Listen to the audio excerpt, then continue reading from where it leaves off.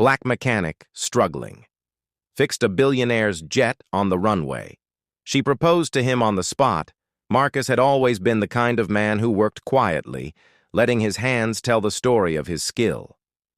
But that night on the runway, under the harsh glare of airport lights, everything he thought he knew about hard work, respect, and justice would be put to the test. It started with a mechanical failure, a billionaire's private jet grounded moments before takeoff. Marcus was the only one on call, the only one with the expertise to fix it. But before the night was over, his life would hang in the balance, not because of the jet, but because of the color of his skin. Marcus had been working on airplanes for over a decade. Each day was predictable. Clock in, fix what was broken, clock out. He loved the solitude of the hangar, the way the hum of engines drowned out the world. That night was no different, until his phone buzzed with an urgent call. A private Gulfstream jet was stranded on the main runway, a billionaire's departure delayed. The job was urgent, but Marcus was used to pressure. He grabbed his tools, stepped into the night air, and jogged toward the aircraft. What he didn't notice, at least not yet, were the eyes watching him from across the tarmac. Eyes that didn't see a skilled mechanic, but a problem waiting to happen.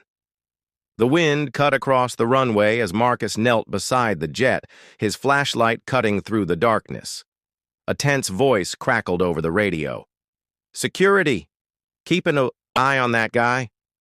He didn't hear it, but he felt it. The shift in the air, the quiet hostility. As he worked, a security truck rolled slowly past, then again and again. He ignored it, tightening the final bolts, wiping the grease from his hands. But when he stood to signal that the job was done, two uniformed men approached. "Sir, we need to see your ID," one said flatly. Marcus complied, but the questions didn't stop. "What are you doing here? Who authorized you?"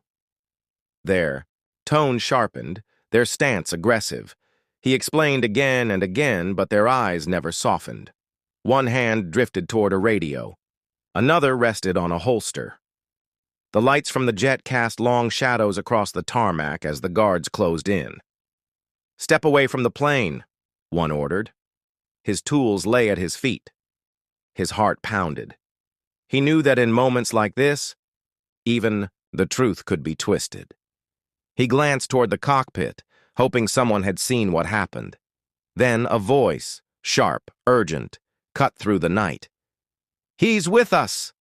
The billionaire's assistant sprinted toward them, waving her arms. For a second, everything froze. The guards looked at her, then back at Marcus, their suspicion evaporating as quickly as it had appeared. The billionaire himself stepped down from the jet, eyes narrowing as he studied Marcus. Then, with a short nod, he said, "Pay the man. He saved our flight." The airport police arrived, ready to escalate. But before a word could be exchanged, the assistant repeated herself. "He fixed your jet. It's ready to go." The guard stepped back. The accusation vanished into thin air as if it had never happened. But Marcus knew better. It had happened. Every suspicious glance, every unspoken assumption, every second his life and reputation dangled on the edge of destruction. Those were real. They left scars no apology could erase. He returned to work that day, but the job felt different. The tarmac was the same, the jets still gleamed under the sun, but he understood now that skill and hard work could be invisible when skin color became the first thing people saw. His story isn't unique. It's a reflection of the quiet battles fought every day by countless others who are judged before they're known. The near-miss arrests, the lost jobs, the opportunities stolen not by lack of ability, but by bias. Buried deep in everyday life, the question isn't just what happened to Marcus. The question is, how many more Marcuses will it take before the world decides this isn't normal? If his story made you pause, feel, or reflect, don't let it stop here. Share it. Talk about it. Be the person who speaks up before silence becomes consent, because next time, there might not be someone to step in before it's too late.